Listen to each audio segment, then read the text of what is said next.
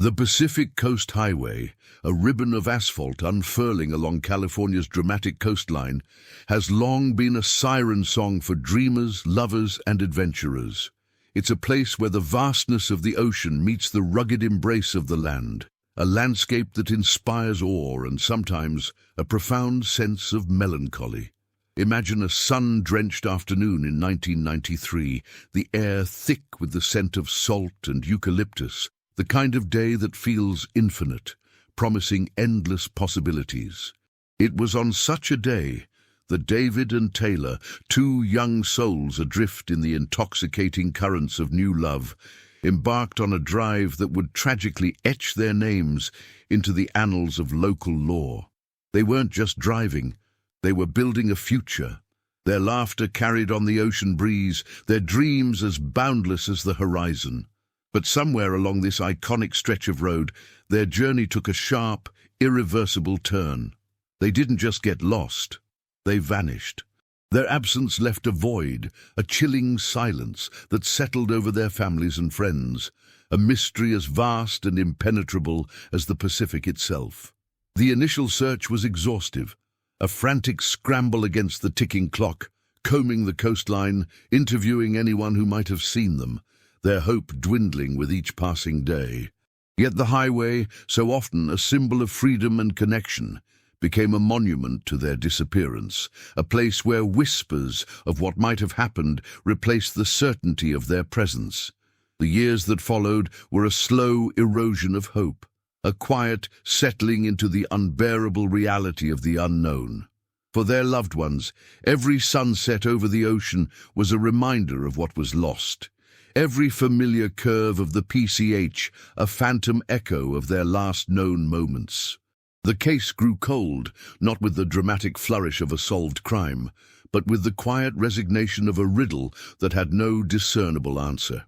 It became a ghost story, a cautionary tale whispered by locals, a reminder of the capricious nature of life and the secrets the landscape can hold. The vibrant energy of that 1993 afternoon, the shared glances, the unspoken promises, all of it seemed to have been swallowed by the very beauty that had drawn them there.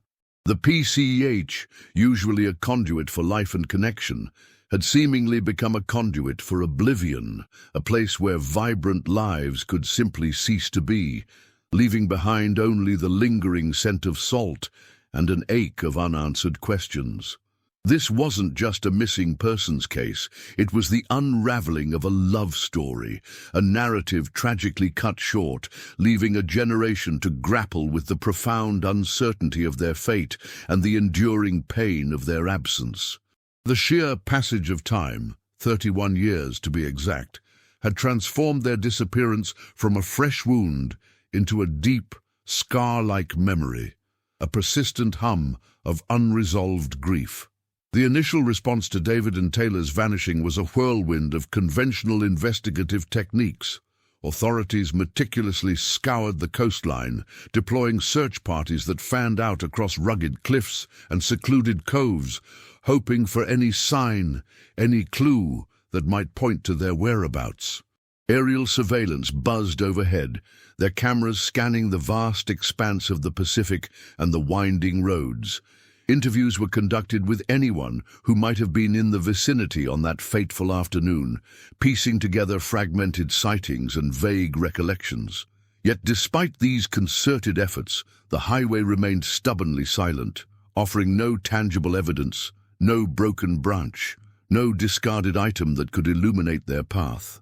The sheer scale of the terrain, coupled with the pervasive coastal fog that frequently blankets the area, proved to be an insurmountable obstacle. This wasn't a confined urban disappearance. It was a vanishing act, played out against a backdrop of untamed natural beauty, a canvas so grand it could easily swallow the smallest of human traces. The legal framework for missing persons investigations, while robust, often relies on physical evidence or direct witness testimony. When these elements are absent, the investigation can quickly stall, devolving into a process of eliminating possibilities rather than uncovering certainties. The families, desperate for any form of closure, found themselves navigating a labyrinth of official procedures, their grief compounded by the lack of definitive answers. Each passing day amplified the agonizing uncertainty, transforming the hopeful anticipation of their return into a grim acceptance of their absence. The psychological toll on those left behind is immeasurable, a constant gnawing at the edges of their consciousness, a perpetual state of what if. This enduring ambiguity fuels an emotional landscape characterized by unresolved trauma, where every anniversary, every passing year, reopens the wound, preventing the natural healing process that follows a confirmed loss. The very nature of their disappearance, without any apparent struggle or motive, lent itself to wild speculation, further complicating the official narrative and adding layers of unsubstantiated theories to the already heavy burden of grief. The initial investigative phase, therefore, represented not just a procedural effort, but a profound confrontation with the limits of human detection when faced with the vast indifference of nature and the sheer caprice of fate. The very act of their disappearance, so complete and devoid of external markers, thrust their loved ones into a unique psychological space, one defined by the absence of tangible grief markers. Unlike cases with clear perpetrators or identifiable causes of death, the void left by David and Taylor was filled with an unsettling question mark. This lack of concrete closure meant that the grieving process, typically a journey through stages of acceptance and integration, became a perpetual state of limbo. Imagine the constant, nagging feeling that perhaps, just perhaps, there was still a possibility, a hidden thread that could be pulled to unravel the mystery. This is a form of ambiguous loss, a concept explored in psychology where the absence of a loved one is not clearly defined, making it incredibly difficult to mourn and move forward. For David and Taylor's families, this meant that anniversaries weren't just about remembering. They were about the unresolved nature of their loss. Every holiday, every milestone they missed served as a stark reminder of the unanswered why and how. This prolonged uncertainty can manifest in various ways, from heightened anxiety to a persistent sense of unreality, impacting their ability to form new attachments or fully invest in their own lives, as a part of them remained tethered to that unresolved moment on the PCH. Furthermore, the public fascination with their vanishing act, while stemming from a natural human curiosity about the unknown, also added another layer of complexity. The story, passed through local whispers and eventually gaining wider attention as a cold case, became a kind of folklore. This public narrative, often speculative and sensationalized, could be both a source of comfort and a profound intrusion for the families. On one hand, it ensured David and Taylor weren't forgotten. On the other, it meant their private tragedy was subject to public dissection, often divorced from the raw, personal pain of their loved ones. Consider how a sensationalized news report focusing on the romantic tragedy might inadvertently trivialize the decades of quiet suffering endured by their parents and siblings. This dynamic highlights the delicate balance between acknowledging a public mystery and respecting the intensely personal nature of grief. The families were not just dealing with the missing persons case, they were managing a narrative that was to some extent beyond their control, a story that belonged as much to the collective imagination as it did to their own broken hearts.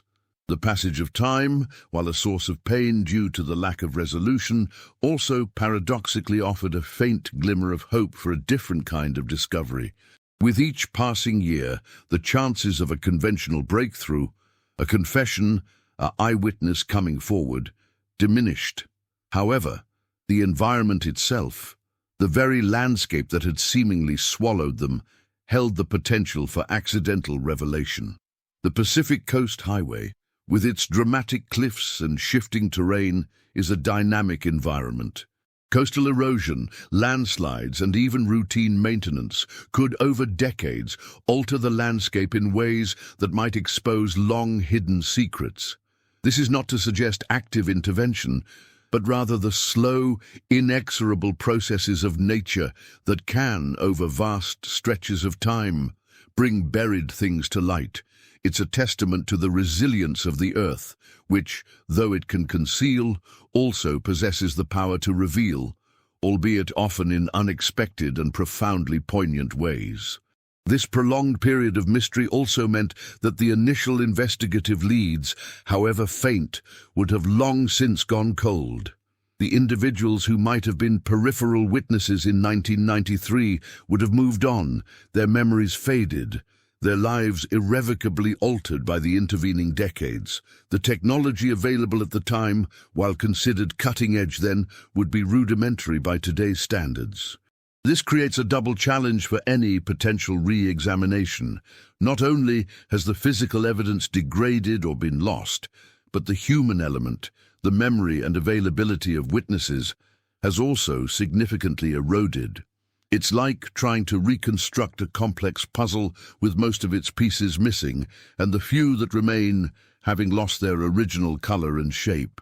This is the reality of cold cases. They are not static snapshots, but dynamic situations where the passage of time actively works against the pursuit of truth, making any subsequent discovery all the more remarkable.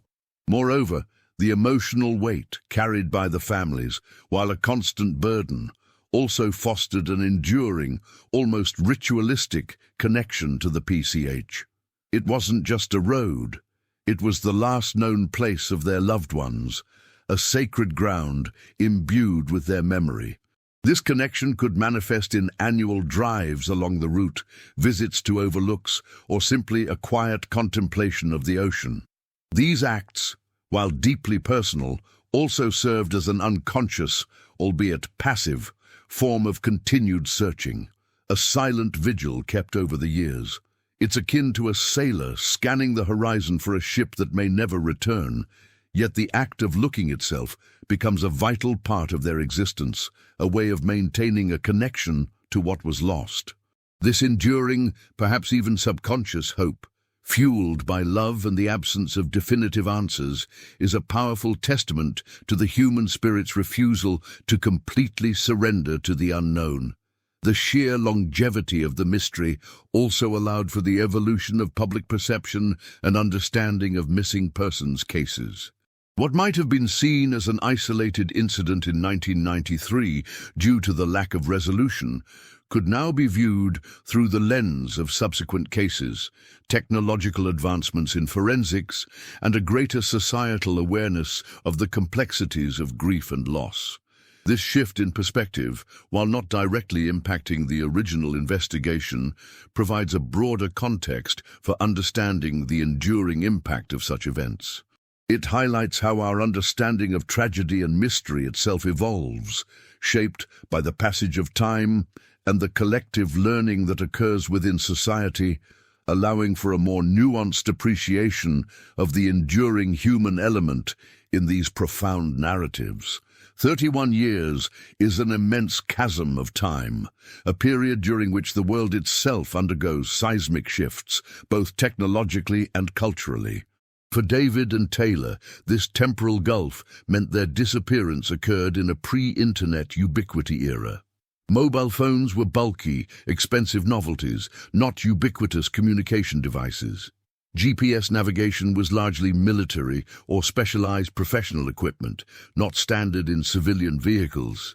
Social media platforms, the modern-day instantaneous bulletin boards for missing persons alerts and community appeals, simply did not exist. Consequently, the initial search and dissemination of information relied on vastly different and considerably slower mechanisms. Local news broadcasts, newspaper appeals, and word of mouth were the primary conduits, inherently limiting the reach and speed of information compared to today's digital networks. Consider how a fragmented sighting reported to a local sheriff's department might take days, even weeks, to cross-reference with other potential leads, a process now often accomplished in minutes through interconnected databases and rapid digital sharing. This technological disparity is crucial in understanding why their trail could go so cold, so effectively, and why a discovery decades later felt almost miraculous. The very nature of the Pacific Coast Highway itself presented unique challenges to early search efforts, challenges that were amplified by the technological limitations of 1993. The PCH is not a single uniform road. It is a series of interconnected segments, some of which are notoriously remote, prone to landslides, and often shrouded in dense fog. These natural barriers meant that certain stretches could remain relatively unobserved for extended periods, especially after adverse weather events. Imagine a section of cliff face that, after a significant rainstorm, might have subtly shifted, obscuring a small access point or a precarious drop-off. Without the immediate widespread notification and citizen reporting facilitated by modern technology, such subtle environmental changes, potentially crucial to locating a vehicle, could easily go unnoticed for years. Furthermore, the sheer beauty and ruggedness of the coastline, while appealing to drivers, also meant that many areas were simply inaccessible or too hazardous for thorough ground searches without specialized equipment or extensive resources that might have been stretched thin across a broad geographical area. The absence of widespread digital footprints meant that David and Taylor's last known activities were harder to trace. There were no social media check-ins, no geotagged photos, no digital breadcrumbs left behind on online platforms. Their communications would have been primarily through landline phones or perhaps early, less common mobile devices, with call records being the primary and often difficult to obtain digital trace. This lack of readily available interconnected data meant that piecing together their final hours relied heavily on the fallible nature of human memory and the limited scope of traditional investigative techniques. Think about the difficulty in reconstructing a timeline when the only sources are a handful of eyewitness accounts, each potentially influenced by the passage of time and the emotional impact of the event, rather than corroborated by the objective, time-stamped data that is commonplace today. This makes the eventual discovery all the more astonishing, as it bypassed the conventional, digitally augmented investigative pathways that dominate modern searches. The cultural context of the 1990s also played a role in how missing persons cases were perceived and handled. While tragic, disappearances without immediate signs of foul play were perhaps more readily relegated to the category of runaway or voluntary disappearance in the public consciousness and, at times, even within law enforcement, particularly if the individuals were young adults. The understanding of the psychological complexities of relationships, the potential for sudden, unforeseen accidents in remote areas, and the long-term impact of ambiguous loss were not as widely recognized or discussed as they are today. This societal backdrop might have influenced the intensity and duration of the initial, broader searches, subtly shaping how readily the case was categorized and pursued, potentially leading to a less exhaustive focus on the possibility of an accidental vehicular incident in an obscure location as time wore on. This era also predated the widespread adoption of advanced forensic technologies that are now standard in accident reconstruction and evidence recovery. Techniques like detailed vehicle data retrieval, though rudimentary in many cars then, advanced imaging for locating submerged or buried objects, and sophisticated chemical analysis of trace evidence were either in their infancy or not readily accessible to local law enforcement. Consider the challenge of locating a car that had gone off-road and become concealed by natural debris or earth movement without the aid of ground-penetrating radar or advanced sonar technologies that might be employed today. The tools available in 1993, while effective for their time, were less capable of penetrating the very environmental camouflage that ultimately preserved David and Taylor's final resting place, making the discovery a triumph of persistence and serendipity over the limitations of contemporary investigative science. The profound mystery surrounding David and Taylor's disappearance, unresolved for 3 decades, inevitably sparked a spectrum of theories, each attempting to fill the void of factual certainty. These ranged from the tragically mundane to the dramatically speculative. Initially, investigators explored possibilities such as a sudden, catastrophic vehicle malfunction leading to an uncontrolled plunge off a less-traveled precipice, or perhaps a deliberate act of elopement, a desire to escape their current lives for a new beginning, which unfortunately ended in an unforeseen accident. However, the complete lack of any tangible evidence, no wreckage found along the known accessible routes, no financial activity, no communication with friends or family indicating a planned departure, made these simpler explanations increasingly improbable as time wore on. As the years accumulated and conventional avenues yielded no results, more complex and often sensational theories began to surface within the community and speculative media reports. These included suspicions of foul play, perhaps involving an unknown third party who encountered them on their drive, or even darker suggestions of involvement with criminal elements, though no evidence ever supported such notions. The remoteness of certain sections of the PCH, coupled with its reputation for being a secluded and sometimes desolate stretch of highway, unfortunately lent itself to these more sinister narratives. It's a common human tendency to attribute extraordinary events to extraordinary causes, when the ordinary ones remain elusive.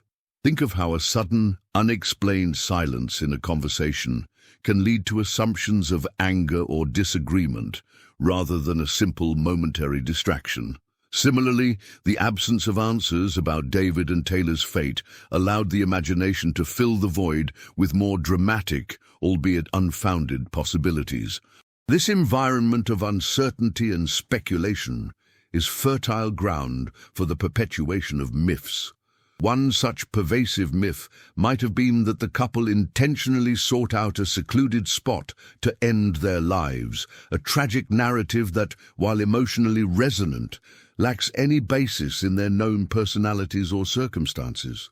Another prevalent myth could have been the idea of a clandestine rendezvous gone terribly wrong, suggesting an affair or a secret meeting that ended in disaster, again, with no corroborating evidence. The enduring nature of these theories highlights how powerfully narratives can take hold when facts are scarce, becoming a form of collective storytelling that attempts to impose order on chaos, even if that order is fictional. The human mind's need for closure is so potent that it will often construct elaborate explanations, however improbable, to avoid confronting the stark reality of an unsolvable mystery. The challenge for authorities and, more importantly, for the families, was to navigate this landscape of speculation while remaining tethered to the limited factual information.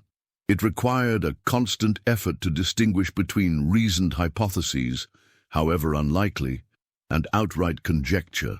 The pressure to find an answer, any answer, could be immense, potentially leading to premature conclusions or misinterpretations of ambiguous clues. This is particularly true in cases where public or media attention intensifies. Investigators often face pressure to provide definitive explanations, even when the evidence is insufficient.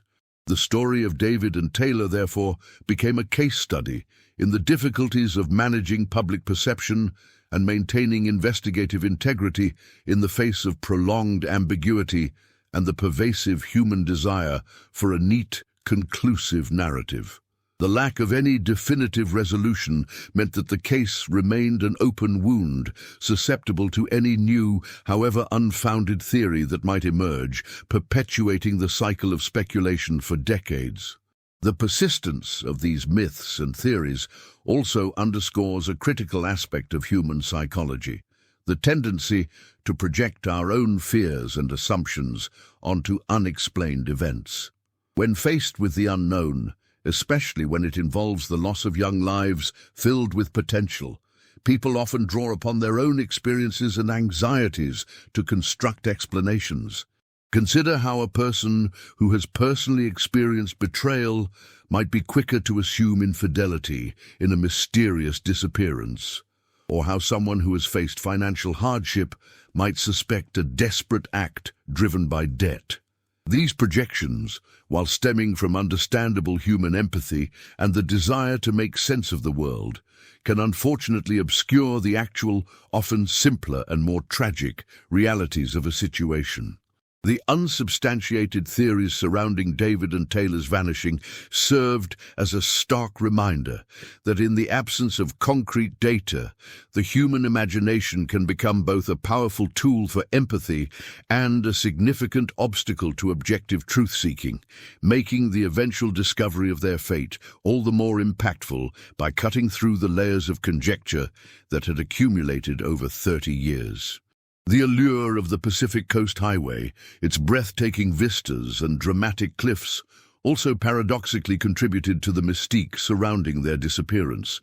The very beauty that drew them there became inextricably linked to their vanishing, creating a romanticized, albeit tragic narrative.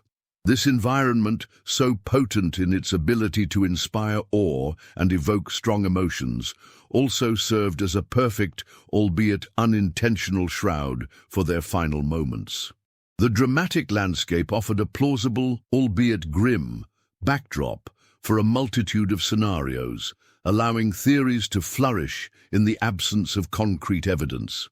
It's akin to a magician's stage, where misdirection and dramatic presentation can create an illusion of impossibility, making the audience question what is real and what is merely part of the spectacle.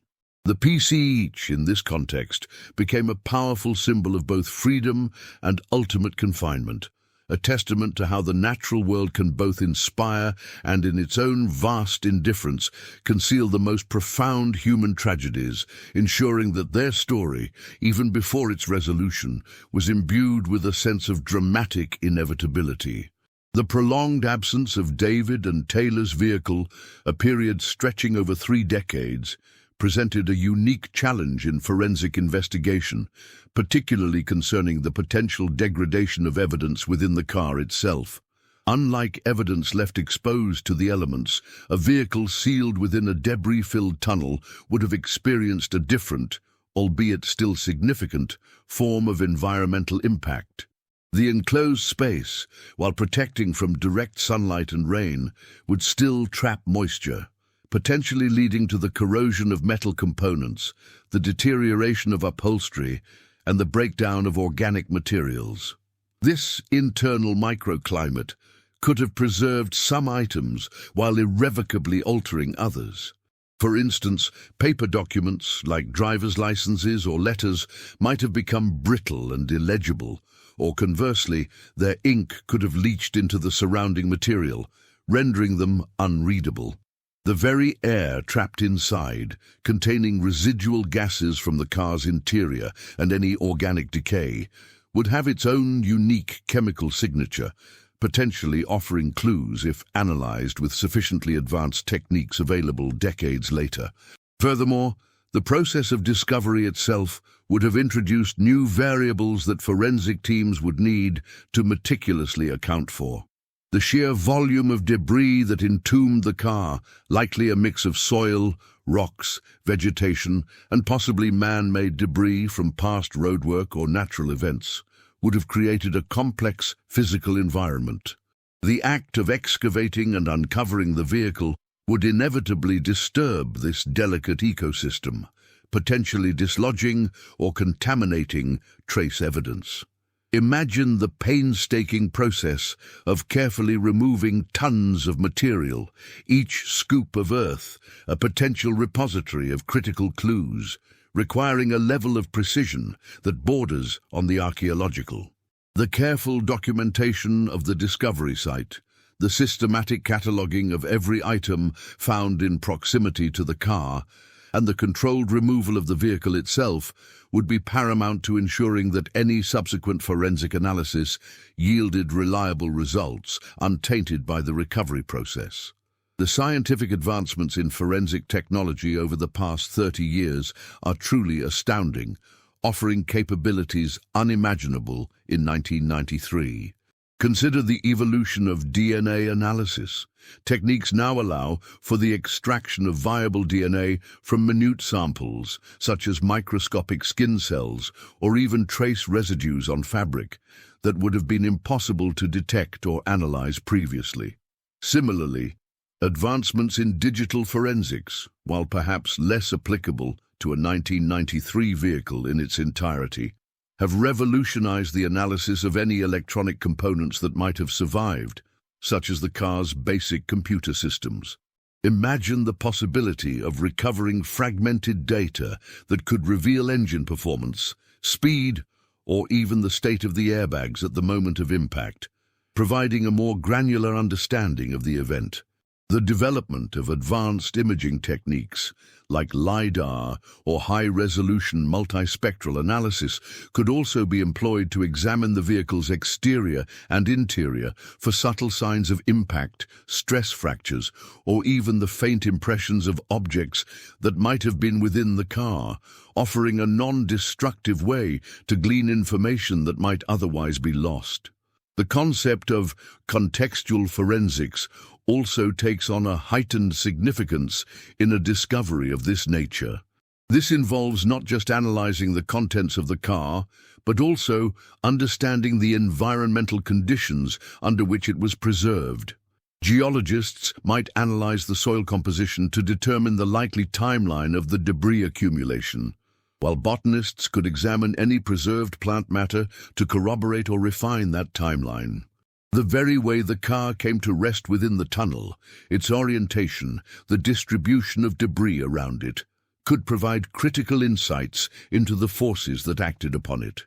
For instance, if the car was found at a sharp angle, it might suggest an initial impact followed by a slide rather than a direct plunge.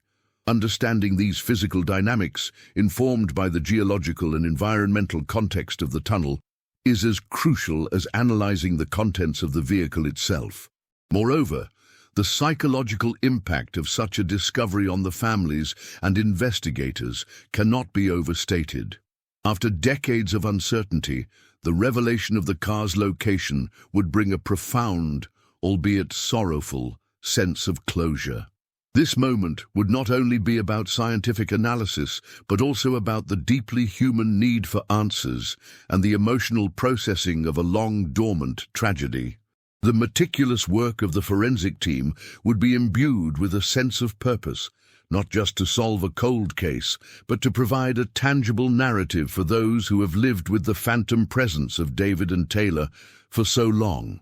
The careful, deliberate nature of forensic investigation, when applied to such a deeply buried secret, transforms the scientific process into a profound act of remembrance and respect for the lives that were tragically interrupted, offering a final factual account that can begin the process of true healing. The discovery of David and Taylor's vehicle after 31 years, entombed within a forgotten tunnel along the Pacific Coast Highway, presents a compelling opportunity to explore the fascinating field of geological forensics and its role in unlocking long-lost secrets. Beyond the immediate emotional resonance, the very earth and rock that concealed the car offer a silent, yet eloquent testimony to the passage of time and the forces that shaped the landscape. When geologists examine the strata of soil and debris that surrounded the vehicle, they aren't just looking at dirt. They are reading a geological diary. The layering of sediment, the presence of specific mineral compositions, and the evidence of erosion or deposition can all provide crucial temporal markers. For instance, if the tunnel was naturally formed or significantly altered by seismic activity prior to 1993, The composition of the infill material might reflect that history. Conversely, if the tunnel was a man-made structure that later collapsed, the debris might contain remnants of construction materials or distinct soil profiles from the surrounding area, indicating the timeline of the collapse itself. Understanding these geological signatures allows experts to estimate how long the tunnel had been sealed, and by extension, when the car was likely deposited within it, offering an independent corroboration of the timeline established by other evidence. Furthermore, the study of paleoclimatology, the science of past climates, can also play a surprising role in such discoveries. By analyzing the types of pollen, spores, or even insect exoskeletons preserved within the soil matrix surrounding the car, paleontologists can reconstruct the climatic conditions that prevailed in the area during the period the tunnel was sealed. Were there periods of intense rainfall that might have contributed to the tunnel's collapse? Did specific vegetation patterns indicative of certain weather cycles exist at that time? These environmental clues, microscopic yet incredibly informative, can help paint a more complete picture of the circumstances leading to the car's entombment. Imagine a scenario where the analysis reveals a high concentration of pollen from a specific ephemeral wildflower that blooms only after significant winter rains. This could strongly suggest that the tunnel collapse occurred during a particular season, helping to refine the temporal window of the event. This detailed environmental reconstruction moves beyond simple dating to understanding the dynamic interplay of natural forces that preserved the scene for so long. Consider also the application of geotechnical engineering principles in understanding the stability and formation of the tunnel itself. Engineers can analyze the rock mechanics and soil properties of the tunnel's structure to determine its original integrity and the likely mechanisms of its failure. Was it a gradual process of erosion, a sudden seismic event, or perhaps a combination of factors? Their analysis could reveal stress points within the rock, evidence of water ingress, or patterns of material displacement that indicate the forces at play during the collapse. This expertise is vital in reconstructing the physical sequence of events that led to the car being sealed away. For example, if the geological survey indicates that the tunnel was carved through a specific type of sedimentary rock, known for its susceptibility to water saturation and subsequent collapse, it provides a strong geological explanation for the event. The sheer act of uncovering a vehicle sealed for 3 decades also necessitates an understanding of preservation science. How have the materials of the car, the metals, plastics, fabrics, and any remaining fluids fared over such an extended period in a semi-anaerobic moist environment? Scientists specializing in material degradation can assess the state of corrosion on the vehicle's chassis, the decomposition of rubber components like tires and seals, and the potential for any remaining volatile organic compounds to have been trapped within the passenger compartment. This analysis isn't merely academic. It can provide critical data about the car's condition at the time of its entombment and the specific environmental factors that contributed to its preservation, such as the absence of oxygen, which can slow down certain types of decay. The insights gained from understanding how a complex manufactured object interacts with its geological environment over vast timescales are invaluable, offering a unique perspective on the interplay between human endeavor and the inexorable processes of the natural world. This deep dive into the geological and material science aspects transforms the discovery from a simple finding into a rich scientific case study, demonstrating how earth sciences can illuminate even the most human of tragedies. The discovery of David and Taylor's car, after so many years, offers a compelling lens through which to examine the evolving landscape of cold case investigations and the pivotal role of technological advancements in revitalizing stagnant inquiries. Think about the sheer difference in investigative tools available in 1993 compared to today. Back then, the absence of ubiquitous GPS tracking in vehicles, limited digital communication records, and less sophisticated forensic analysis meant that many leads simply evaporated with time. Now, however, the potential to retrieve data from even older vehicle systems, coupled with advanced DNA recovery techniques capable of extracting profiles from minuscule samples, presents new avenues for re-examination. Consider how a seemingly insignificant smudge on a seatbelt buckle, once considered useless, could now yield a DNA profile that might identify an unknown individual or confirm the presence of one of the occupants. This technological leap transforms dormant evidence into potential keys, unlocking doors that were firmly shut for decades. Furthermore, the advent of sophisticated data aggregation and analysis platforms has revolutionized how investigators approach cold cases. What was once a laborious, manual process of sifting through paper files and cross-referencing disparate pieces of information can now be significantly streamlined through digital databases. These systems can identify patterns, connections, and anomalies that might have been easily overlooked by human eyes, especially when dealing with the sheer volume of information generated over a 30-year period. Imagine a scenario where subtle inconsistencies in witness statements, initially dismissed as minor discrepancies, are flagged by an analytical algorithm as potentially significant when cross-referenced with newly recovered vehicle data or updated forensic findings.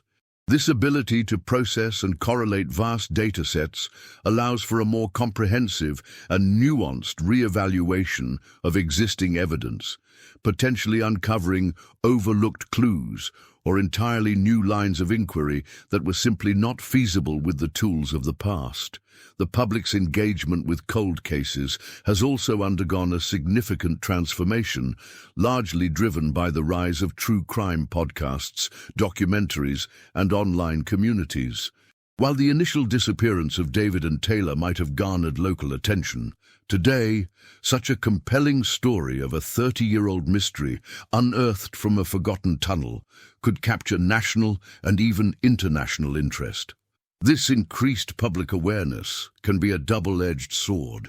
On one hand, it can galvanize support for renewed investigations, bring forward previously unknown witnesses, or even prompt individuals with relevant information to come forward, driven by a sense of justice or empathy. On the other hand, it can also lead to an influx of unsubstantiated theories and misinformation, complicating the investigative process. It's akin to a wildfire of speculation, where genuine clues can become lost amidst a blaze of conjecture, requiring investigators to rigorously filter and verify every piece of information. Moreover, the psychological impact of such a discovery on the families involved is immense, and the investigative process must be conducted with a profound sensitivity to this. After decades of living with uncertainty, the unveiling of the car provides a tangible reality, however tragic. This moment necessitates a delicate balance between the scientific imperative to meticulously gather and analyze evidence and the deeply human need for emotional support and respectful communication with the affected families. Investigators must navigate the complex emotional terrain, ensuring that the pursuit of factual closure does not inadvertently cause further distress. Consider how a seemingly routine forensic procedure, like the removal of personal effects from the car, must be handled with the utmost care and consideration for the memories they represent, transforming the scientific task into an act of profound respect for the individuals whose lives were so tragically interrupted. The integration of victimology and trauma-informed investigative practices becomes paramount in ensuring that the process of uncovering the truth is as compassionate as it is thorough, acknowledging that the scientific resolution of a mystery is intrinsically linked to the human story of loss and remembrance. The meticulous reconstruction of David and Taylor's final drive, following the discovery of their vehicle, hinges not just on the forensic examination of the car itself, but also on a deeper understanding of the accident reconstruction principles that guide such complex investigations. Accident reconstructionists are essentially scientific detectives, piecing together the physics of motion, impact dynamics, and environmental factors to determine the sequence of events leading to a crash. In this case, their work would involve analyzing the vehicle's final resting position, the nature of the impact with the tunnel debris, and any potential pre-impact actions or malfunctions. For instance, examining the deformation patterns on the car's chassis can reveal the direction and magnitude of forces applied. A significant frontal impact, for example, would leave distinct crush zones that differ dramatically from a side impact or a rollover. Understanding these physical signatures allows reconstructionists to work backward, hypothesizing the speeds, angles, and trajectories involved in the moments before the car became immured. Furthermore, the analysis extends to the vehicle's mechanical condition at the time of the incident. While 30 years in a sealed environment might obscure some details, advancements in analyzing wear patterns on tires, brake components, and steering mechanisms can still offer valuable insights. Were the brakes functional? Was there evidence of a sudden tire failure? Could a mechanical malfunction have contributed to a loss of control? These questions are addressed through detailed examination of the vehicle's systems, often requiring specialized knowledge of automotive engineering. Even subtle signs, like the degree of corrosion on brake rotors or the condition of the suspension components, can provide clues about the vehicle's operational status leading up to its disappearance. Now consider how this meticulous forensic examination of a static object, the car, can be augmented by understanding the dynamic environment it was in. The specific geological context of the tunnel's collapse is also a critical layer in the reconstruction. Accident reconstructionists work in tandem with geologists and engineers to understand how the environment might have influenced the crash dynamics. If the tunnel entrance was partially obscured by a landslide or a natural rockfall that occurred shortly before or during their drive, this environmental factor would be integrated into the simulation of events. The angle of the road, the banking of curves, the presence of any debris on the roadway itself. All these elements, when combined with the physics of the vehicle's movement, contribute to a comprehensive understanding of the incident. Imagine a scenario where the car, negotiating a sharp bend, encountered an unexpected patch of loose gravel or a sudden shift in the road surface due to minor seismic activity, initiating a skid that ultimately led it towards the compromised tunnel entrance. The reconstructionists would model these environmental variables to accurately replicate the sequence of events. The process also involves a thorough review of any available witness statements from the time of the disappearance, however sparse. While direct sightings of the car entering the tunnel might be non-existent due to the tunnel's obscurity or the limited observation points, any witness accounts of David and Taylor's movements or their vehicle's appearance earlier that day become crucial pieces of the puzzle. These testimonies, when corroborated by forensic findings, can help establish a more complete narrative. For instance, if a witness reported seeing their car exhibiting unusual driving behavior earlier in the day, this could support a hypothesis of a pre-existing mechanical issue or driver impairment, which would then be investigated through the physical evidence found in the vehicle. This interdisciplinary approach, blending automotive forensics with geological and environmental analysis, is essential for painting a scientifically sound picture of what transpired on that fateful California afternoon. The meticulous reconstruction of David and Taylor's final drive following the discovery of their vehicle hinges not just on the forensic examination of the car itself, but also on a deeper understanding of the accident reconstruction principles that guide such complex investigations. Accident reconstructionists are essentially scientific detectives, piecing together the physics of motion, impact dynamics, and environmental factors to determine the sequence of events leading to a crash. In this case, their work would involve analyzing the vehicle's final resting position, the nature of the impact with the tunnel debris, and any potential pre-impact actions or malfunctions. For instance, examining the deformation patterns on the car's chassis can reveal the direction and magnitude of forces applied. A significant frontal impact, for example, would leave distinct crush zones that differ dramatically from a side impact or a rollover. Understanding these physical signatures allows reconstructionists to work backward, hypothesizing the speeds, angles, and trajectories involved in the moments before the car became immured. Furthermore, the analysis extends to the vehicle's mechanical condition at the time of the incident. While 30 years in a sealed environment might obscure some details, advancements in analyzing wear patterns on tires, brake components, and steering mechanisms can still offer valuable insights. Were the brakes functional? Was there evidence of a sudden tire failure? Could a mechanical malfunction have contributed to a loss of control? These questions are addressed through detailed examination of the vehicle's systems, often requiring specialized knowledge of automotive engineering. Even subtle signs, like the degree of corrosion on brake rotors or the condition of the suspension components, can provide clues about the vehicle's operational status leading up to its disappearance. Now consider how this meticulous forensic examination of a static object, the car, can be augmented by understanding the dynamic environment it was in. The specific geological context of the tunnel's collapse is also a critical layer in the reconstruction.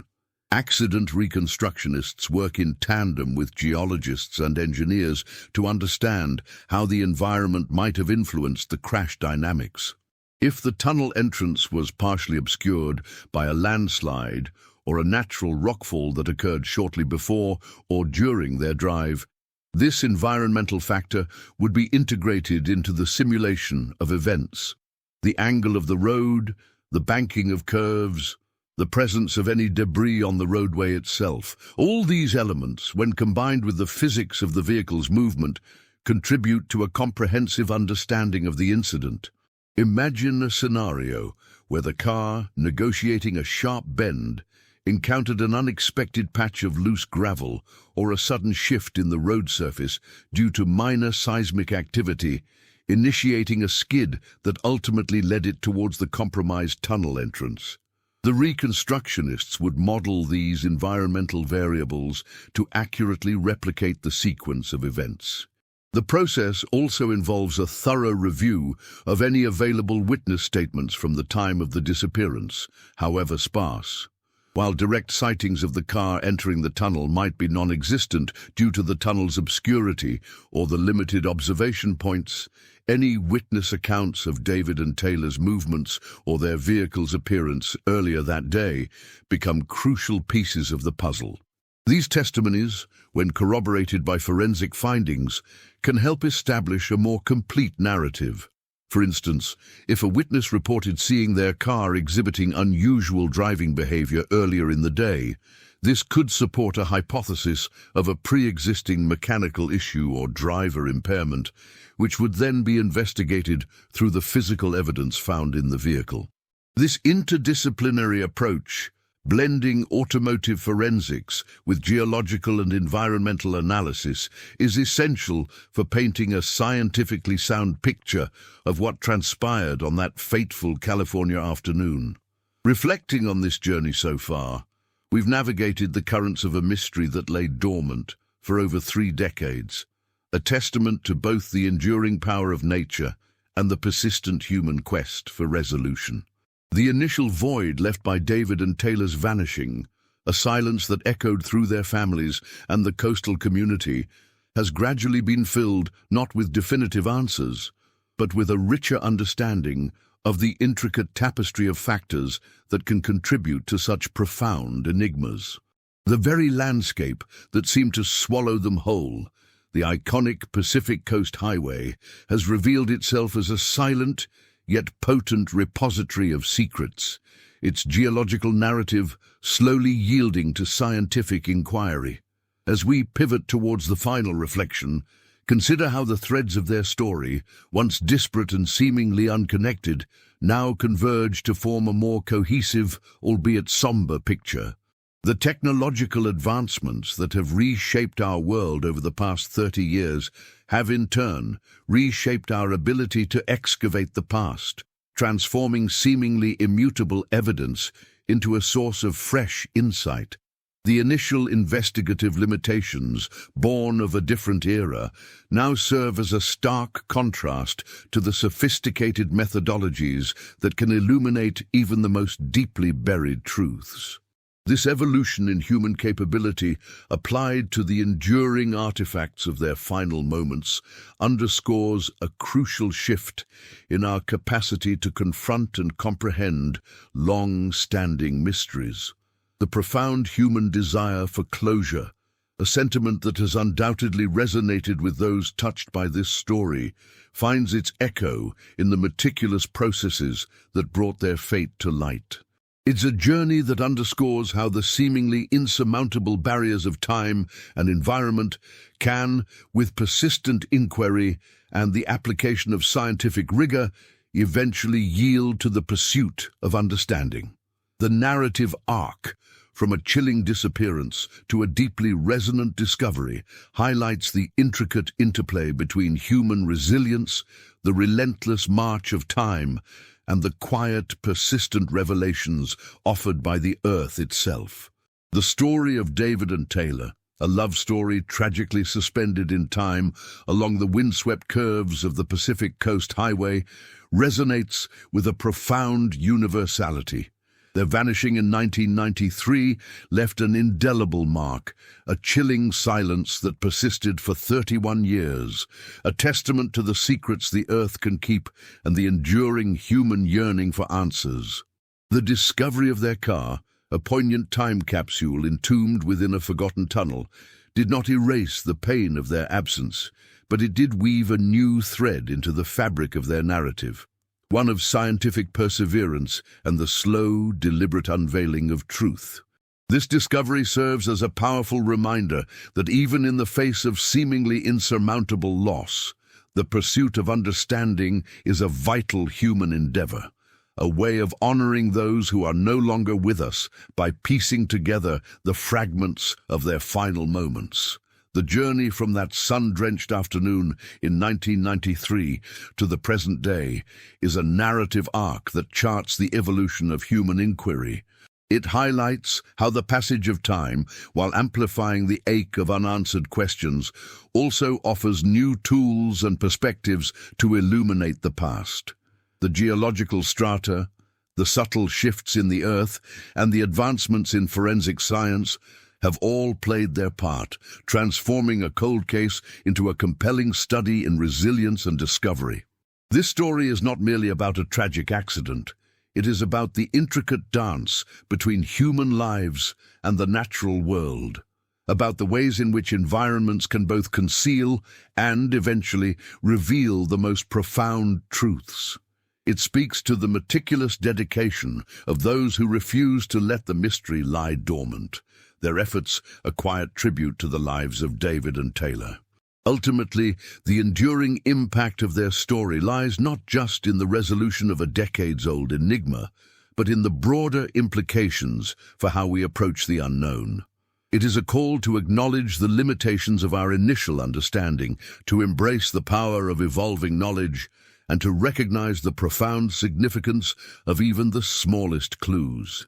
The Pacific Coast Highway, once a symbol of their vibrant future, now stands as a solemn monument to their past, a place where the echoes of their love story are forever intertwined with the enduring power of scientific discovery.